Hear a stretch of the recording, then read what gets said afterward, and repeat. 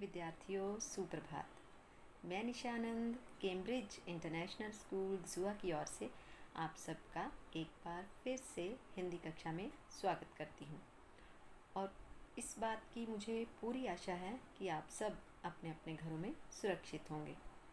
तो बच्चों, हमने आज का जो विषय पढ़ना है उसकी तरफ तो हम जाएंगे ही, लेकिन उसके साथ साथ जो हमने पिछले कक्षा में पढ़ा था पहले उस पर चर्चा ज़रूर करेंगे। तो अपनी पिछली कक्षा में मैंने आपको क्या करवाया था? जी हाँ, कविता। कौन सी कविता थी? आत्मत्राण। और उनके कवि का क्या नाम था? रविंद्रनाथ टैगोर। उनके द्वारा रचित कविता हमने पढ़ी थी।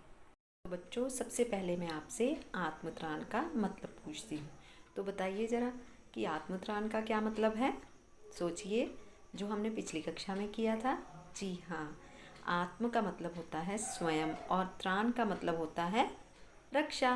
तो मतलब स्वयं की रक्षा। इस कविता में कवि जो है वो प्रार्थना कर रहा है किससे? भगवान से।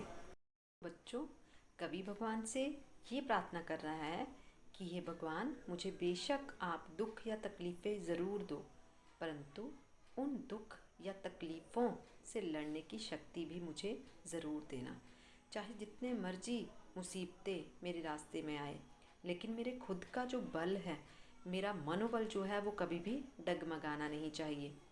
मैं दुख के दिनों में तो आपको याद करता ही हूँ, लेकिन सुख के प्रत्येक पल में मैं आपका स्मरण रखूं, अर्थात आपको याद रख सकूं, इतनी शक्ति आप मुझे ज़रूर देना। और अंत में कवि भगवान से क्या कहते हैं? वो ये कह रहे हैं कि चाहे मुझे जितने मर्जी दुख दर्द दो, लेकिन चाहे सारा संसार मुझे धोखा दे जाए, चाहे इस संसार में हमेशा मुझे नुकसान ही नुकसान मिले हों, कभी मेरा फ़ायदा ना हुआ हो, परंतु फिर भी हे भगवान, मैं कभी भी आप पर शक ना करूं, क्योंकि मुझे पूरा विश्वास है कि अगर दुख दिए हैं, तकलीफ़ें दी हैं या मुसीबतें दी हैं, तो उन दुखों का निवारण करने की शक्ति भी आप मुझे ज़रूर दोगे। बच्चों, इस प्रकार हमने पिछली कक्षा में इस कविता के विषय में ये पढ़ा था, उसकी व्याख्या पढ़ी थी। और ये एक प्रार्थना गीत है जिसके माध्यम से कवि के दिल की जो आवाज़ है वो हमें स्पष्ट सुनाई दे रही है कि वो भगवान से ये प्रार्थना कर रहा है, क्योंकि उसे सब कुछ पता है कि भगवान में ही सब कुछ करने का सामर्थ्य है, अर्थात परमात्मा ही है जिससे ये सारी सृष्टि चलती है। इसलिए परमात्मा जो है वो सब कुछ करने में संभव है, इसीलिए वो भगवान से ये प्रार्थना करता है कि मुझे दुखों से लड़ने की शक्ति ज़रूर देना। बच्चों, कवि भगवान से ये प्रार्थना कर रहा है कि हे भगवान, मुझे बेशक आप दुख या तकलीफ़ें ज़रूर दो, परंतु उन दुख या तकलीफ़ों से लड़ने की शक्ति भी मुझे ज़रूर देना। चाहे जितने मर्जी मुसीबतें मेरे रास्ते में आए, लेकिन मेरे खुद का जो बल है, मेरा मनोबल जो है वो कभी भी डगमगाना नहीं चाहिए। मैं दुख के दिनों में तो आपको याद करता ही हूँ, लेकिन सुख के प्रत्येक पल में मैं आपका स्मरण रखूं, अर्थात आपको याद रख सकूं, इतनी शक्ति आप मुझे ज़रूर देना। और अंत में कवि भगवान से क्या कहते हैं? वो ये कह रहे हैं कि चाहे मुझे जितने मर्जी दुख दर्द दो, लेकिन चाहे सारा संसार मुझे धोखा दे जाए, चाहे इस संसार में हमेशा मुझे नुकसान ही नुकसान मिले हों, कभी मेरा फ़ायदा ना हुआ हो, परंतु फिर भी हे भगवान, मैं कभी भी आप पर शक ना करूं, क्योंकि मुझे पूरा विश्वास है कि अगर दुख दिए हैं, तकलीफ़ें दी हैं या मुसीबतें दी हैं, तो उन दुखों का निवारण करने की शक्ति भी आप मुझे ज़रूर दोगे। तो बच्चों, अब हम अभ्यास के प्रश्नों पर आते हैं। अभ्यास का पहला प्रश्न है, कवि किससे और क्या प्रार्थना कर रहा है? तो बच्चों, कविता के हिसाब से अगर कविता को बहुत अच्छे से आपने सुना है तो आप इस प्रश्न का उत्तर दे पाओगे। ये दो भागों में है प्रश्न। सबसे पहले कवि किससे प्रार्थना कर रहा है? कवि करुणामय अर्थात दया के सागर भगवान से प्रार्थना कर रहा है। वो क्या प्रार्थना कर रहा है? वो ये प्रार्थना कर रहा है कि मुझे दुख और मुसीबतों से मत बचाओ। हे परमात्मा, मुझे दुखों और मुसीबतों से लड़ने की शक्ति ज़रूर देना। चाहे इस संसार में मेरा कोई भी सहायता करने वाला मुझे ना मिले, परंतु मेरा खुद का जो मनोबल है वो डगमगाना नहीं चाहिए। चाहे इस संसार में मुझे कोई हमदर्दी ना दे, चाहे आप भी मेरे दुखों को देखकर मुझे हमदर्दी ना दो, परंतु मैं इतना ज़रूर चाहता हूँ कि मुझे दुखों से लड़ने की शक्ति ज़रूर देना। और दुख के दिनों में तो मैं आपको याद करता ही हूँ, लेकिन सुख के प्रत्येक पल में मैं आपको याद रख सकूं, इतनी योग्यता आप मुझे ज़रूर देना। और दुख चाहे जितने मर्जी आ जाए, लेकिन मेरा जो विश्वास आप पर है वो कभी भी डगमगाना नहीं चाहिए। तो अब अभ्यास के दूसरे प्रश्न पर आते हैं। विपदाओं से मुझे बचाओ, ये मेरी प्रार्थना नहीं। कवि इस पंक्ति के माध्यम द्वारा क्या कहना चाहता है? इस प्रश्न का उत्तर, कवि इस पंक्ति के द्वारा ये कहना चाहता है कि परमात्मा में ही सब कुछ करने की योग्यता है। और कवि ये चाहता है कि भगवान कुछ ना करे। वो ये चाहता है कि चाहे जितने दुख तकलीफ़ आए, उन दुखों और तकलीफ़ों से लड़ने की योग्यता, लड़ने की शक्ति, निडरता परमात्मा उसे ज़रूर दे। तो बच्चों, अगले प्रश्न पर चलें। कवि किसी सहायक के ना मिलने पर क्या प्रार्थना करता है? सहायक कौन होता है? सहायता करने वाला। कवि परमात्मा से ये कहता है, चाहे इस संसार में कोई भी उसकी सहायता करने वाला चाहे ना हो, परंतु उसका खुद का मनोबल, खुद का पराक्रम जो है वो कभी भी हिलना नहीं चाहिए, कभी भी डगमगाना नहीं चाहिए। वो ये चाहता है कि दुख तकलीफ़ चाहे जितने मर्जी आए, लेकिन वो खुद संघर्ष करे और संघर्ष करके इन दुखों पर जीत प्राप्त करे। अगला प्रश्न, अंत में कवि क्या अनुनय करता है? अनुनय का अर्थ मैंने आपको कल बताया था। अनुनय अर्थात विनती, प्रार्थना।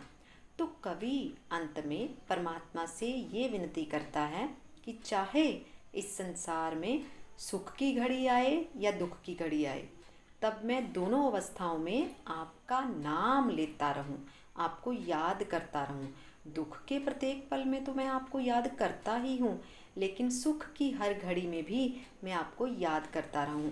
और जितने मर्जी दुख या तकलीफ़ें आए, लेकिन मेरा विश्वास जो है वो आप पर कभी भी डगमगाना नहीं चाहिए। चाहे दुखों की घड़ी में ये सारा संसार मुझे धोखा दे जाए, लेकिन फिर भी मेरा विश्वास कभी भी आप पर कम ना हो। बच्चों, अगला प्रश्न करें। आत्मत्राण शीर्षक की सार्थकता को कविता के संदर्भ में स्पष्ट कीजिए। सार्थकता का मतलब होता है कितना उचित है, यानी कि ये जो कविता का शीर्षक है, कविता को आधार बनाकर ये बताओ कि क्या ये शीर्षक सही है। जी हाँ, ये जो कविता का शीर्षक रखा गया है आत्मत्राण, वो बिल्कुल सही है, क्योंकि आत्मत्राण का सबसे पहले हम अर्थ बताएंगे। आत्मत्राण का अर्थ है स्वयं की सुरक्षा करना, और स्वयं की रक्षा या सुरक्षा कवि अपने बलबूते पर करना चाहता है। वो परमात्मा से ये नहीं कह रहा कि मेरी रक्षा करो, वे परमात्मा से ये नहीं कह रहा कि मुझे दुखों से बचाओ। वो परमात्मा से क्या प्रार्थना कर रहा है कि मुझे इन दुखों से उबरने की शक्ति ज़रूर देना। तो जिस आधार को बनाकर ये कविता लिखी गई है, वो आधार है खुद की रक्षा करना और परमात्मा से रक्षा करने की शक्ति मांगना। तो इसलिए ये कविता का जो शीर्षक है वो बिल्कुल सार्थक है। सार्थक अर्थात उचित है। बच्चों, अगला प्रश्न करें। अपनी इच्छाओं की पूर्ति के लिए आप प्रार्थना के अतिरिक्त और क्या क्या प्रयास करते हैं? प्रयास का मतलब होता है कोशिश। तो इस प्रश्न का उत्तर बेटा आप सोच समझकर दे सकते हैं कि सबसे पहले तो यही है कि हम प्रार्थना तो करते ही हैं, लेकिन प्रार्थना के साथ साथ हम अपनी सहन शक्ति को भी बढ़ाते हैं। हम अपने मनोबल अर्थात सेल्फ कॉन्फिडेंस को भी बढ़ाने की कोशिश करते हैं, ताकि हम दुखों पर जीत प्राप्त कर सकें। इसके अतिरिक्त हम लोगों से प्रेरणा भी ग्रहण करते हैं कि जिस प्रकार लोगों ने अपनी शक्ति से अपने दुखों से पार उतरा है, उस प्रकार हम भी अपने मनोबल से, अपनी सहन शक्ति से दुखों से पार उतर सकते हैं, अर्थात दुख की घड़ी को पार कर सकते हैं। और हम अपने मन को समझाते हैं कि इस दुख की घड़ी में हमने डगमगाना नहीं है, बल्कि डर पर जीत प्राप्त करनी है। इस प्रकार से हम प्रार्थना के साथ साथ बहुत सी कोशिशें करते हैं ताकि दुख की घड़ी खत्म हो जाए, वो टल सके और वो बीत सके। बच्चों, अब हम इस कविता के जो अभ्यास है उसके अंतिम प्रश्न पर पहुंच चुके हैं। तो अंतिम प्रश्न क्या है? क्या ये प्रार्थना गीत आपको अन्य प्रार्थना गीतों से अलग लगता है? यदि लगता है तो कैसे? जी हाँ बच्चों, इस प्रश्न का उत्तर बहुत ही आसानी से दिया जा सकता है। ये प्रार्थना गीत हमें अन्य प्रार्थना गीतों से बिल्कुल ही अलग क्यों लगता है? क्योंकि ये प्रार्थना गीत अलग है। क्योंकि हर प्रार्थना गीत में हम भगवान से यही प्रार्थना करते हुए नज़र आते हैं कि मुझे दुख मत देना, मुझे तकलीफ़ मत देना, मुझे कष्ट मत देना। परंतु इस प्रार्थना गीत में भगवान से क्या प्रार्थना कर रहा है कवि?